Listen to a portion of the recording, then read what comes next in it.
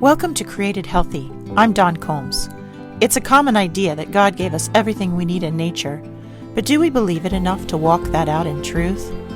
Often the very same people who say this go looking for answers on how to use food and medicine from man-made sources.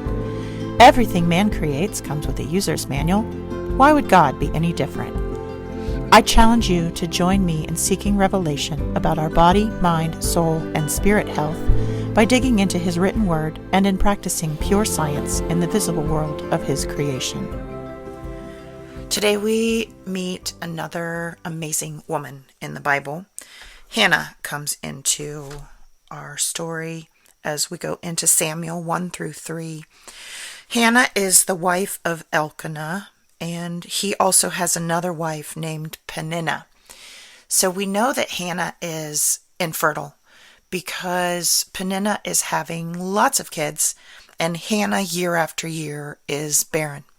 So something is going on with her physically so that she's not able to have kids.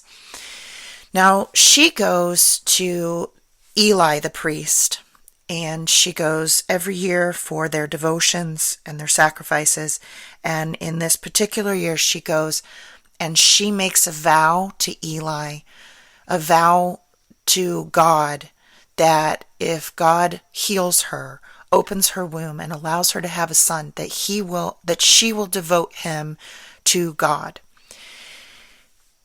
This is a really important moment for us to understand that we're not looking at the Bible from today's point of view. We're looking at it from that time.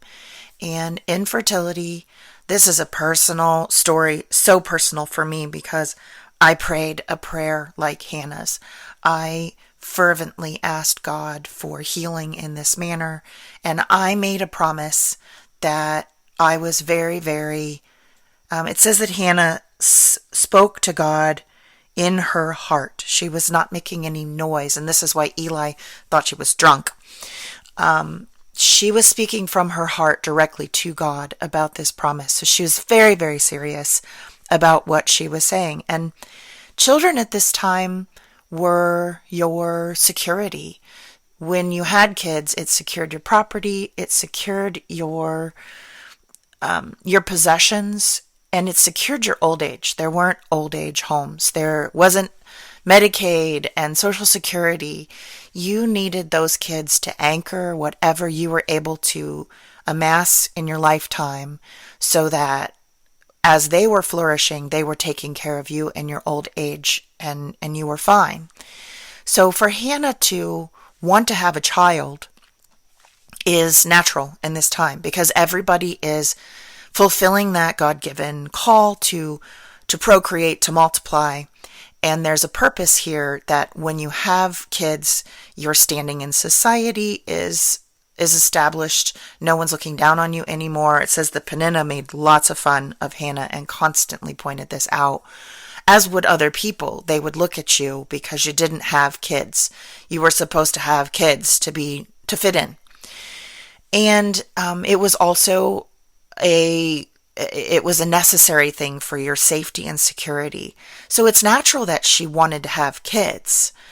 But it wasn't natural that she is offering that if God gives her this child, that she will fully devote him. She will bring him to the temple and give him over, meaning she won't be able to live with him and enjoy him, and she won't be able to use him for her future security and anchoring of property. Because if he becomes a priest, then that's what he's doing. He's not out raising crops and bringing money into the family and anchoring the property. He is a priest. He's been given to God. So she asks this from a different place. She asks it as a parent who wants to love on a child and see him grow and see him be devoted to God. Her heart is in a completely different place. Now, what fascinates me about these 4 chapters, 3 chapters, is that we're contrasting Eli. Eli is the priest who, after she weans Samuel, she brings Samuel to Eli to live with him, to be raised by him, and to be in the temple as consecrated to God. So Hannah doesn't get to do the raising. We talk about this all the time with a behavior in a child. Is it nature or is it nurture? And I would put to you that it might be a third option that we don't talk about a lot, and that is the heartful intention of a parent before the child comes into existence, before the child is given to the parent, and the heartful intention that that God has when He places that child with us. So she takes him to Eli. Now Eli, the rest of these chapters lay out, Eli has sons of his own, and they are already priests. So Eli has this luxury of knowing what his children are going to do. They are guaranteed a future, and God takes care of his priests, so they'll be taken care of, and Eli will be taken care of. But here they are in the priesthood, and Eli raises two boys who do not know God. They're in the priesthood, but they don't know God. They use the priest, their position as priests, to sleep with women and to extort people who are coming to make sacrifices so that they can get the best meat and the best fat, and they take things that are intended for God, and they bring a curse on the family. And in the end, Eli dies, his kids die. But so we have this example of a parent who didn't take the time, who didn't ask God for these children, who clearly didn't put an intention over their lives, and clearly didn't take parenting seriously, at least in the vein of introducing them to God and laying out what they need to be godly men, let alone priests who would be examples to other godly men. These are horrible people that Eli has raised. Now, what is interesting to me is that Hannah gives Samuel to Eli. So in effect, Eli is the person that raises Samuel. But Samuel goes on to become a great prophet. He goes on to be this important individual whom God speaks to directly. But he's raised by this man who doesn't seem to know how to parent properly in God's stipulations. So there has to be a difference here, and I see that in Hannah. Hannah's desire to be healed so that she could give a man over to be after God's own heart, to be in his service, to be useful to God and not to herself. That selfless act did cause God to turn and heal her so that she could have Samuel. And he had a purpose with Samuel's life then. He gave that healing and that child to Hannah, and Samuel went out regardless of the parenting that he was, because Hannah really only saw him at feast days or at the great sacrifices. She wasn't raising him day to day. She wasn't putting her influence in. So if you would, it's like sending kids off to public school. Those people are raising your child. Eli was the greater influence, but God had taken Samuel aside, and because of Hannah's sacrifice, there was protection over his life, even for a bad influence like Eli. I think it's so important for us to think about how we are raising kids today. It's something that I took really seriously when I was given the ability to have my kids. Just like Hannah, I prayed daily and offered my vow to God that if he would heal me, if he would allow me to overcome my infertility and to have children, that I would raise them in his knowledge. I would raise him in his creation and in connection with creation. And I took that really seriously. I take it very seriously. to this day, I have raised my kids with a mind to that I asked God for them. He provided the healing, and I owed him. Further, I offered service to God, and that has taken me in a lot of different directions over the years. It has been a profound healing that I have had because of the prayers that I spoke to God in my heart, and the vows that I made.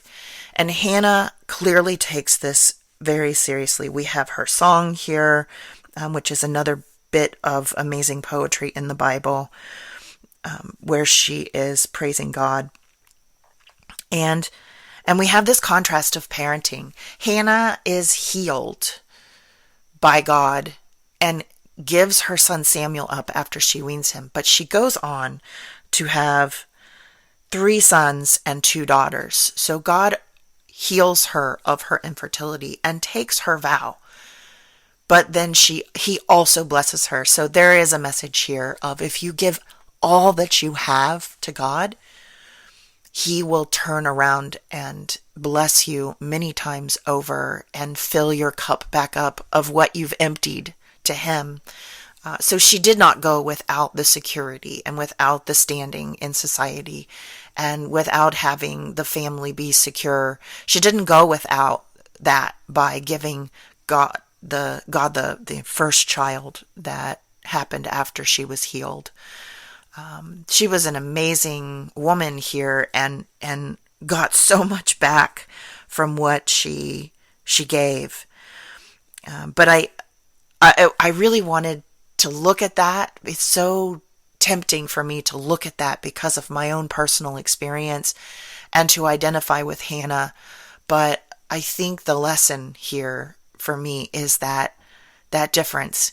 Even when we give up our child to be raised by somebody who turns out to not be a good influence, when our intention over their lives, when our prayer over their lives is that we are giving them to God, there is something different. And so yes, there is nature, and yes, there is nurture, and we need to have good examples in our children's lives, and we need to be raising them properly. But in the end, we have a lot of power as parents in what we speak over their lives and what we pray directly to God, because God has the plan for their life, and God is directing their steps, and God is calling to them and will take them to the place that He plans on them being, so that His will is done ultimately. Regardless of how good a job we do, or how pious or how perfect we are, or how we keep them away from other influences, in the end, praying for them and speaking over their life is the most powerful way to keep them in safety. I pray that God is blessing you today. I pray that you have time to ponder Hannah, if you have kids, Hannah and Eli, and where one went right and one went horribly wrong. Parenting is calling from God. It is much more important than we place value on it in our current Western culture. We don't so much worry about the people that we're raising. We just worry about food and clothes and whether they're popular, whether they're active enough. Raising kids to be the people that God wants them to be is critical. I pray that God brings you back and that you're enjoying reading through the Bible along with me. Thanks for listening. If you enjoyed this episode, please subscribe and share with a friend. And I'm always interested in hearing what God is laying on your heart. So drop me a rating or review, or join the conversation on Facebook, Instagram, or YouTube at Dawn Combs Really.